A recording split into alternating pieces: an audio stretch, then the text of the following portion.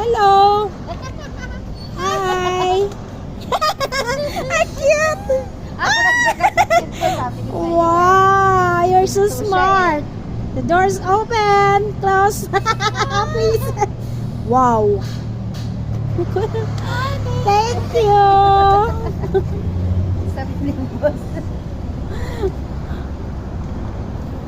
Parang kaedad lang ng anak natin yan eh. Iba rin ang trip nito eh.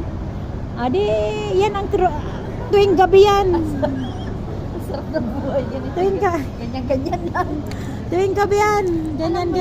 Yung gusto ko rin yung kung saan-saan magpunta. Tumawid na yung bus oh. Dala-dala pa nung ano. Ayan. Ang klase, nagbukas din yung pinto niya. Sabi ko sa'yo, kumalang din yung pinto. Ayan oh. Sunod-sunod din yung may-ari oh. Galing. Tumawid sila sa stoplight.